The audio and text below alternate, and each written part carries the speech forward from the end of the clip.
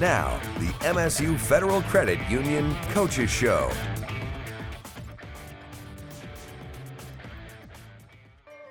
I've been kind of joking that, I took a little page out of Coach Izzo's scheduling, and we really had a tough schedule, but it's really built some character. At the end of the day, it's the team. I want the team to win. If we win and I don't score, I don't get an assist, I'm so happy about that. Each day we're challenged with something new. Each game, competition, we're challenged with something new. We've been able to rise above. Our team's playing with a lot of belief right now.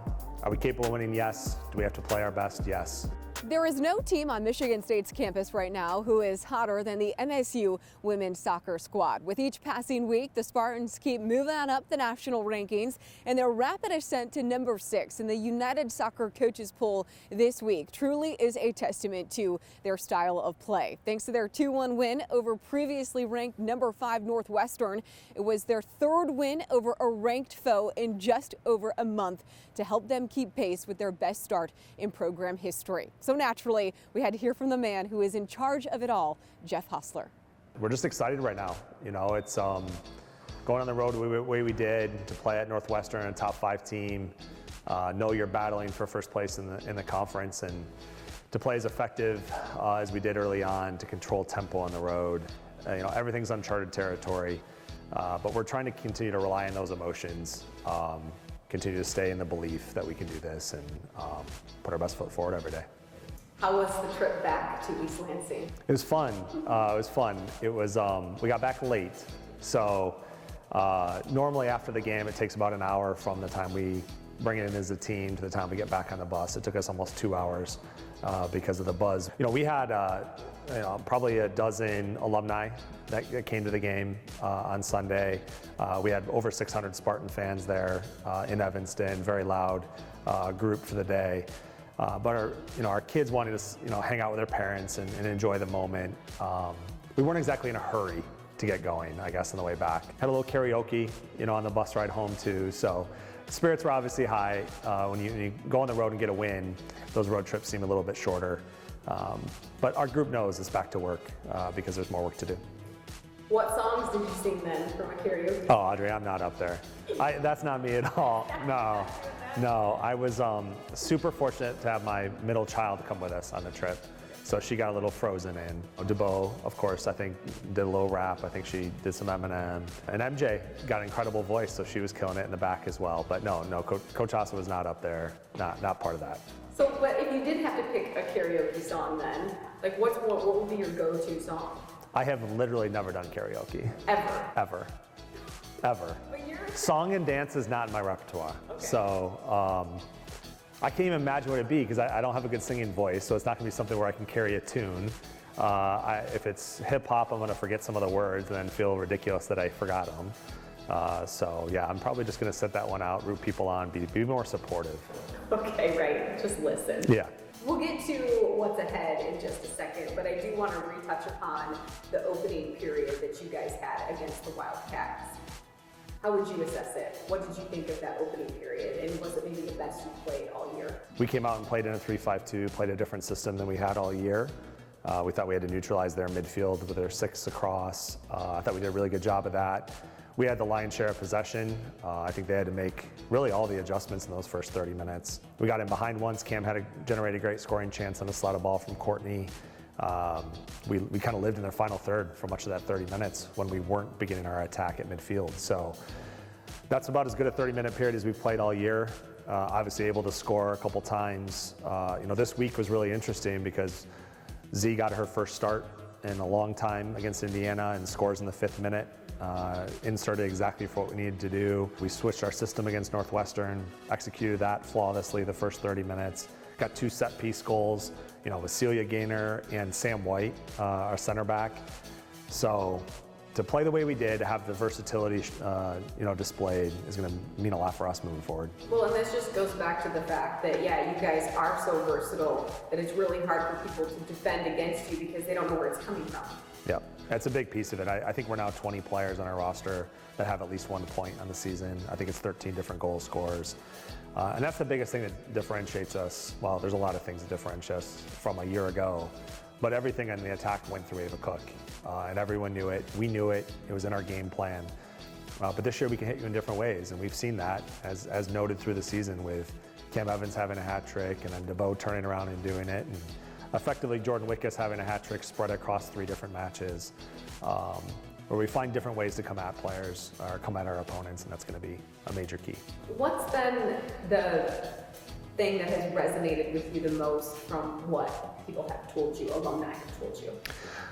You know, I think it just shows, you know, what Tom and Tammy and Stacy did during their time here, that true sense of family. Every athletics culture talks about family, but it's so hard to live it. And man, it runs deep in this program. That's been more overwhelming than the daunting task of the opponents this week. It means a lot to our team. You know, we've had alumni in to talk to them pregame twice this season with motivational messages, with Christelle Yewa and Laura Heath-Heiss came in to give our pregame message. And just keeping that connection is really important, because if you're going to talk about family, you have to live it. The Spartans will close out the regular season right here at DeMartin Stadium on Sunday against number 14 Rutgers in a nationally televised game on the Big Ten Network starting at 2 p.m. And when we come back, you're going to hear from the woman who is going to be between the pipes for the Spartans against the Scarlet Knights. As we go to break, Farm Bureau Insurance invites you to register to win an exclusive private dinner with head coach Tom Izzo. Go to InsideTheGreensweeps.com to register. Want unlimited cash back on every single purchase you make? With an MSUFCU Platinum Plus Visa or an MSUFCU Visa Signature, that's what you'll get. Unlimited cash back. Choose from a variety of card designs, redeem your cash back at any time in any amount, and enjoy benefits like an exclusive welcome offer, travel accident insurance, and roadside dispatch. Get your MSUFCU cashback card today. Just stop by a branch or visit us online at msufcu.org. Welcome back to the MSU Federal Credit Union Coaches Show. A major reason why the MSU women's soccer team is enjoying its best start in conference history is because of the woman between the pipes. Redshirt senior goalkeeper Lauren Kozel has helped shut out 5 of the 8 Big Ten opponents the Spartans have faced this year. And as she shared with our Haley Schoengart, Kozel knows this team has all the right ingredients to create some magic down the stretch. Game the line right here, and it's saved by Lauren Kozel. What a save! She may have just saved the game for Michigan State. 2021 was really the year of Lauren Kozel. How much did winning the Big Ten Goalkeeper of the Year really mean to you? It meant a lot. I was obviously honored and humbled to receive that award, but I think a lot of it goes to just our program and what we were starting to build as Michigan State women's soccer. You know, my fellow goalkeepers always pushing me at practice. My goalkeeper trainer, Megan Link, she's amazing, incredible. Obviously, other coaching staff and my teammates, really, especially the back line. You know, I didn't face too many shots, but when I did, luckily enough, like, it helped me just improve every day, and you know, but they were really solid, and that's a big part of why I was able to receive that award. And when I talked to Cameron Evans last month, she talked about the heartbreak that she felt whenever last season ended and you all did not receive a bid to the NCAA tournament. What were those emotions that you kind of had watching that? Yeah, so that all experience was all new for us. You know, we had never dreamed about sitting there watching the NCAA tournament bids, and so we were all kind of nervous, excited, like we weren't sure what was going to happen. And obviously, we were all hoping, and unfortunately it didn't go our way, but that's when we knew that we would be able to come back this year and do something special about it. You all are continuing to improve on the team's best start to conference play in program history. What do you think makes this group so special? This group is super special because we're able to believe in ourselves, I think. Each day we're challenged with something new. Each game, competition, we're challenged with something new, and we've been able to rise above and, you know, achieve what we have, and we're proving ourselves in what this program can be. And your teammates have mentioned time and time again how much they trust you in the goal, especially during those times where the offense really can't get anything going. I think Kozel's the best goalkeeper in the country for her class. She is such a big leader on this team, and even if she doesn't know it, she's just positive, happy, ready to go, and she gets after it, and then that's super contagious to the rest of the team. What does that mean to you, to know that your teammates have full trust when you're in there? I think it's something really special, you know. I think it's obvious when there's a little bit of a lack of trust between the players and the goalkeeper. So I'm really honored, and I just love that there's that connection and trust between us. You know, those girls mean the world to me. What do you credit all this success to? I mean, it was a huge turnaround from 2020 to 2021. I think it was a few different things, but the biggest thing would definitely be the buy-in from the team. You know, a new coach coming into a program, that can be a difficult thing, and not have the quick success that we did. But I believe that the team itself really bought in and trusted what we were trying to accomplish, and trusted the coaching staff, and put everything behind us from the last years and bought into what we were creating here. You are quickly going down as one of the best goalkeepers to ever put on the green and white. What kind of legacy do you hope you leave here at Michigan State? You know, that's a tough question. I don't like to think of, you know, that kind of thing. I like to just stick into the moment, you know, day by day. But honestly, I just think the bigger part of it is just building up this program, you know, taking it from what it was into what it is and what it can become. And to see the team go from 8-10-1 in 2019 to 2022, where you all are #1 in the Big Ten and currently only have 1 loss on the season, what has that journey been like? It's really been incredible. You know, my experience at MSU has been up and down, but ever since last 2021, it's been just an amazing journey, everything I could have hoped for and dreamed of. You know, we're so proud of what we've done, and we're just so excited for what we can do. Now that we've introduced you to one of the best Spartan keepers to don the green and white, we're going to sit down with one of the fresh new faces of the MSU men's soccer team who came up big to help push the Spartans towards the top of the Big Ten standings. Welcome back to the MSU Federal Credit Union Coaches Show. The Michigan State men's soccer program is making some big improvements this season. The Spartans have already matched their win total from a year ago and are currently tied for second place in the Big Ten standings. It's all thanks to a young core of players like freshman forward Jonathan Stout, who has a great right foot and, as he told our Nick Mantis, is pretty good at euchre as well. The shot coming from Stout. Stout back on it. Stout, yes! Michigan State 2, Michigan 0. After missing a good portion of the beginning of the season due to a groin injury, Jonathan Stout has made the most out of his first year in the green and white. The talented forward has made an impact on the offensive end, including 2 goals against Rutgers that helped the Spartans claim the second spot in the Big Ten standings.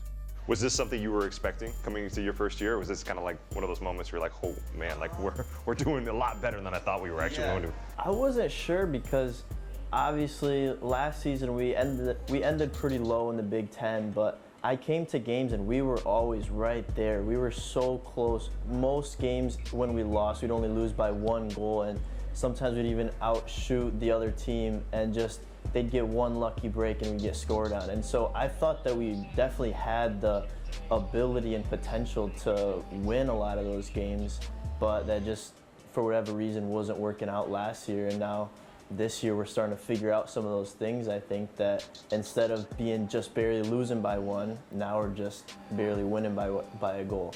And one of those games was this last game you guys had against Rutgers. What was that moment like for you, having a 2-goal game and the best performance of your college career so far at such a perfect moment in the season? For me, I'm just praying before the game a ton, like, God, like, help me play the best of my ability. I want this. And I mean, he did. Both goals were deflections, and so I can't take full credit for them. The first goal I had came from a 20-pass buildup where everybody touched the ball. So I was the one who managed to finish that play off, but I mean, it's our entire team who worked towards that goal. At the end of the day, it's the team, the team, the team. I want the team to win. If we win and I don't score, I don't get an assist, I'm so happy about that. You know you're like a head coach's dream when you say that, the team, the team, the team.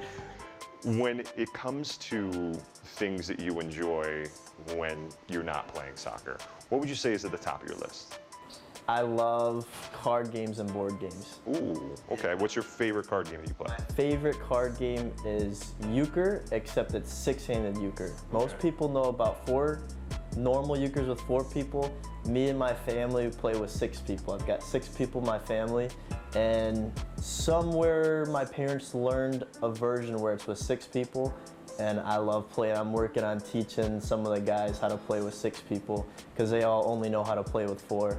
I was gonna say, you hear of poker, you hear of blackjack, the euchre is one you're gonna have to teach me. So next time you have a session where you're teaching people, make sure to hit me up. I got you. I gotta be there for that.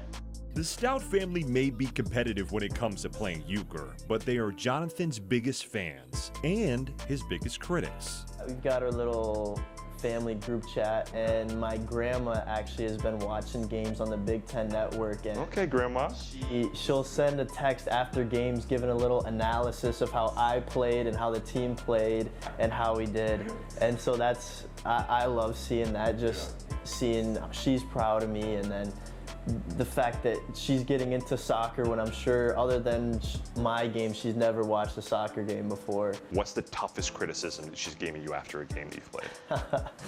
Oh man, she said that I could have passed the ball a little sooner one time, which it's fair. It's fair. And I think she was right. I think she was right. I mean, family's got to be a tough critic, Yeah, right? yeah. So, and if you didn't have that, they wouldn't make you better. So, exactly. Right on. Yeah. Thank you for your time, bud. Yeah, for sure. Appreciate it. Family and football, a great combination, and it's a combination head coach Damon Rensing looks for when he is recruiting players. Of course, you're going to hear from him when the MSU Federal Credit Union Coaches Show returns. Closed captioning sponsored by Hearing Life, helping Spartans love their ears. With 41 locations across Michigan, go to hearinglife.com to take a free online hearing test. Welcome back to the MSU Federal Credit Union Coaches Show. Since graduating in 1997, Damon Rensing has stayed right here in East Lansing for 24 of the past 25 years. The 3-year starter for the Spartans took over the program in 2008. And when he sat down with our Ian Kress, he shared what it was like to go from player to coach. Let's just start from the very beginning for you as a student here at Michigan State. Did you ever imagine coaching being in your future? No, not really at all. I love the game of soccer and felt very fortunate to come play at Michigan State and had a great experience. And of course, I think every young soccer player thinks they're going to be a pro. And I was kind of a pro. I signed a contract for $500 a month after school, and that quickly dissipated as my intention or my ability to play after college. And so I still had a passion for soccer and wanted to continue, and thankfully Tom Saxton, the women's soccer coach, gave me an opportunity to be the volunteer with him. Who'd you sign the contract with? The Worcester Wildfire. Where's that at? Worcester, Massachusetts. Oh, okay. So yeah. Once Damon Rensing returned to campus, he then packed his bags a year later, this time for the West Coast to be an assistant coach at UNLV. And after just 1 season in Vegas, he made his return to East Lansing to be on his head coach Joe Baum's staff. But when Joe Baum played on the 67 and 68 national championship teams, he was from St. Louis. Actually, my father and Joe went to high school together. And my dad stayed and went to St. Louis U and played soccer there. And those were like 2 of the biggest rivals back in the 60s. So they actually were co-champions one year. So I've known Joe since I was 4 years old, or probably since I was born. He would come to the house and stuff. So, and when I grew up in St. Louis, you know, Missouri, Illinois, they didn't have men's soccer, those universities, and I'd never really been in contact with a Big Ten type campus, and I just fell in love with the conference, Michigan State's campus, and the spirit that this school has. So when Coach Baum decided to retire and then you were given the opportunity to step up, what was that like for you, just knowing like you're now taking over the program that you were once in as a player? Yeah, it was definitely very humbling, very point of pride. You know, I was with Joe for 10 years as the assistant, but you know, to take over the program that you played at, you know, there's a lot of responsibility that you feel there because, and this program has a lot of history with alums, and it's a very tight family, and so you wanted to you want to do right by them. 14 years now as the head coach. Does it seem like time has really just flown by for you as the coach here? It absolutely has. But I think too, when you look back, when I think about that 2009 season, it seems decades away too. So, but the seasons themselves move very fast. I think when you're always planning for the next month, the next game, the next season, it seems to move fast. Yeah, with this 14th year now for you guys are in a position right now near the top of the Big Ten. What has impressed you with the way the guys have really come together so far this season and played well in the conference play especially? Yeah, just the resiliency, you know. I mean, I've been kind of joking that, you know, I took a little page out of Coach Izzo's scheduling, and we really had a tough schedule, but it's really built some character, and I think we're prepared, and I think this group has grown together. We've got some really good young players, and I think our leadership and older players are really starting to play like veterans, and to see that come together is fun to watch. You got a lot of Michiganders on the roster. That obviously, you said it's something you take a lot of pride in, getting players from the state to come play for you. Why is that something that's sort of a priority for you? Well, I think, you know, for me it starts with the local communities and the support. I think, you know, I've been now in Michigan for almost over 25 years.